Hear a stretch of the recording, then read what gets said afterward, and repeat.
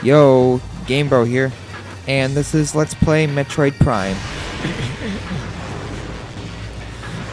Still facing, well, Metroid Prime, final boss of the game. Almost finished. This was originally going to be the final part, but it ended up taking a longer than I planned. So, yeah, this will be the second to final part.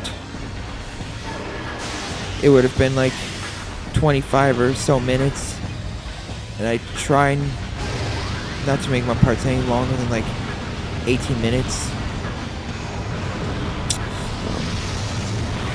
So the parts of this phase don't really differ that much. They like in the second part, it'll charge it and you have to change your morph bubble. You probably already knew that. For the third phase, it'll like try sucking with its nostrils or whatever, and you have to use boost ball to break free from it. For the fourth phase, it keeps changing colors, so you may end up wasting some missiles. Like if you're about to fire something, about to fire wave beam on purple. Its purple form, it'll change to ice or whatever. It doesn't like change until enough damage is dealt with it for the other phase, but for the final, you'll probably end up using quite a bit of missiles. That is, if you use the combinations or even have them at all. So yeah, the parts don't really differ that much, but it's still a pretty awesome boss. It's quite challenging, and it's coming from someone who defeated one of the other toughest bosses in the game, Metroid. I still can't believe I whooped its ass. Only used up like 300 tanks if even. Holy crap.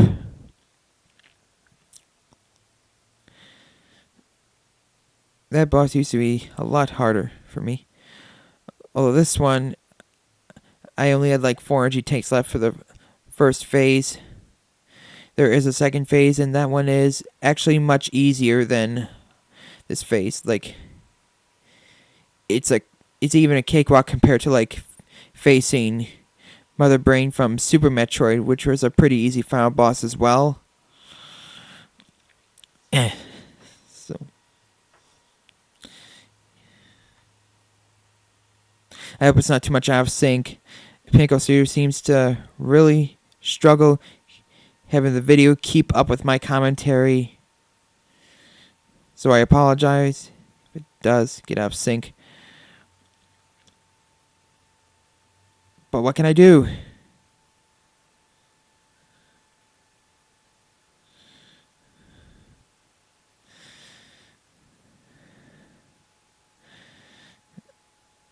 And on to the final part. Again, constantly changing colors. So yeah, that's the first 5 missiles wasted there.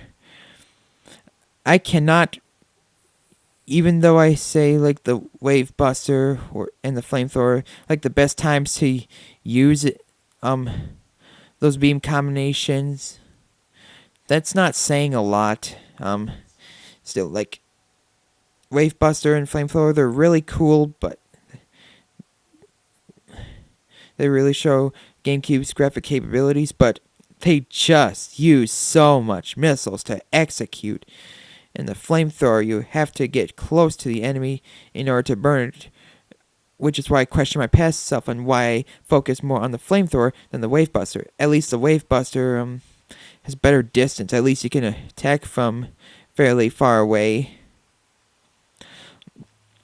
Again, they look cool, but they are just so excessive on missiles that it's a huge turnoff. On the other hand, I would strongly recommend using the Ice Spreader. It only uses 10 missiles and does a pretty good amount of damage.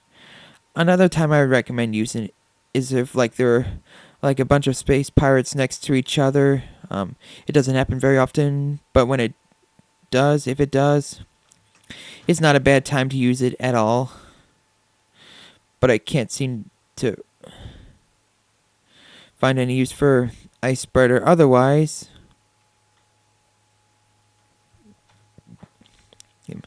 We're almost done here. Almost finished. I believe this is also where it's the most aggressive. Pretty sure it is because it took like the most energy tanks to defeat. Again, this one I struggled a lot more than Meta Ridley. To be able to beat this boss and not use an energy tank, that's one hell of an accomplishment, I would say.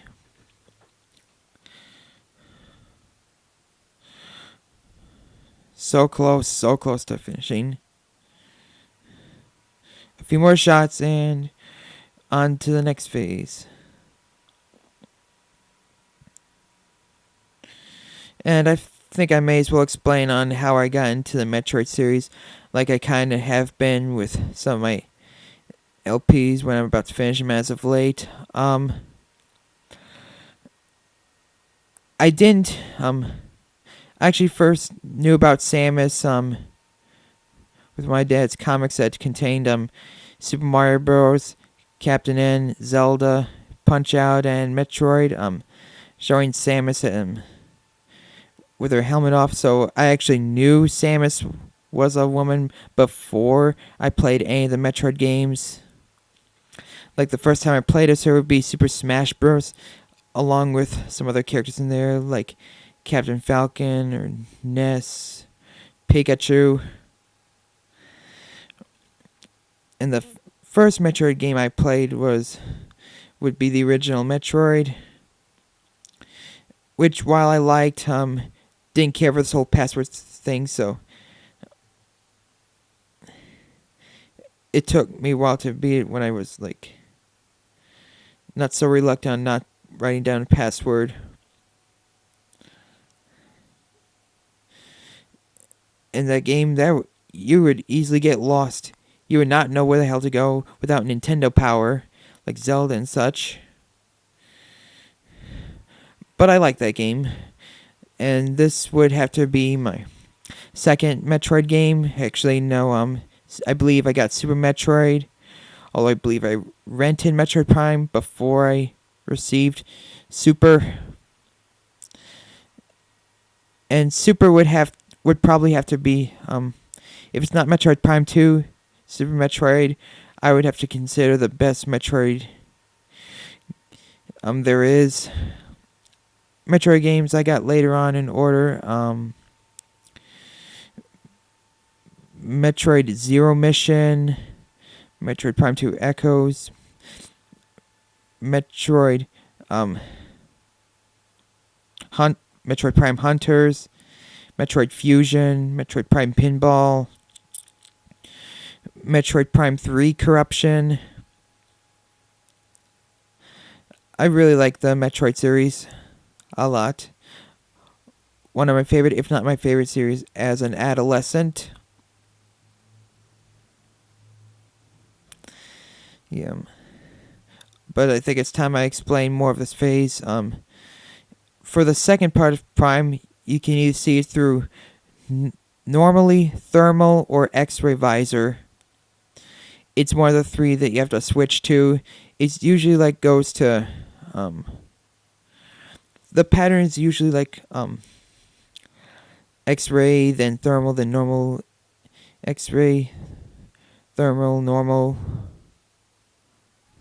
I believe it to be. Again, this one is not that hard at all. You can easily jump over like the ring of plasma, whatever. And it creates plasma, so you have to stand on it, and that's the only way to damage it. I mean, not plasma. Phazon. Damn it. And there will also be a couple Metroids that will appear. use your power bombs. That's all I've got to say. Screw freezing him and using a missile. Just power bomb him. You're not gonna have any other use for him. You know, this being the final gameplay section of the game. Just use power bombs. Like, what I did was, as soon as it creates the phase-on, the type of phase-on that doesn't damage you, obviously, I just go into morph ball form and power bomb like right at the center. It seems to kill off the Metroids that come to me, and it seems to kill all of them every time. It works for me. Yeah, forget freezing. Well, I used power bomb there, but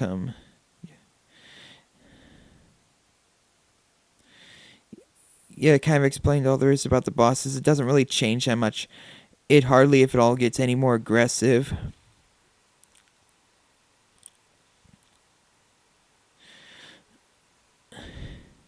And again, the graphics are just gorgeous. The animations, they're done very, very well. This is clearly one of the best looking GameCube games. Even today, you can still tell that this game looked awesome back in 2002. Late 2002. But yeah, you can't damage it any other way besides the phase-on. Yeah, there I used the power bomb at the center, and it seems to work more often than not, so that's what I stuck with, and I guess I would recommend it. So awesome, so satisfying. After a few usages of it, the phase-on will disappear, and yeah. Yeah, all you basically have to do is keep dodging its moves. It doesn't have a lot. Use that ring of plasma, fire, whatever. Maybe come charging at you if you're close enough a bit, but this is a cakewalk compared to the first phase. Not to mention that Metroids will sometimes drop, missiles and energy, so that helps. Oh, and oh yeah, those type of Metroids too. Oh yes, those Metroids at like the largest room in the game. Those Vision Metroids, I believe the scanning had already explained, but I can't believe I missed out. But it'll like clone itself. Yeah, I mean that. I also recommend using power bombs against them. It's the only room in the entire game Vision Metroids are. Well, maybe they're in here too, or they just regular Metroids, but yeah. Can't believe I didn't get to explain them when I was in that room. See, destroyed them all already. So we're almost done with this boss battle. Even a single jump could, like, get over that ring. That's how easy it is to dodge. As long as you keep paying attention to it, watch its animations, you'll get the pattern before too long. And yes, I just keep shooting just for the sake of it. I don't have much else to do. Just have to dodge and wait for it to create phase-on. This is definitely not as epic, as the first phase. The phase-on, usage of phase-on is awesome. But the epicness does not hold a candle to the first phase. It just doesn't. Yeah, I believe those would be Vision.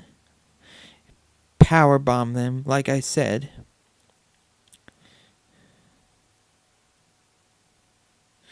And fire. One more ought to do it. Of course, it'll take less if you chose normal. I think I gameplay-wise did pretty well in hard mode. I died a few times, but I definitely could have been much worse.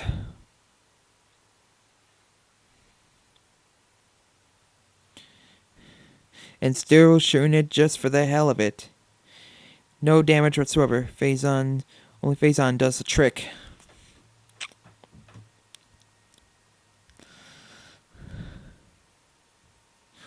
What else can I really say?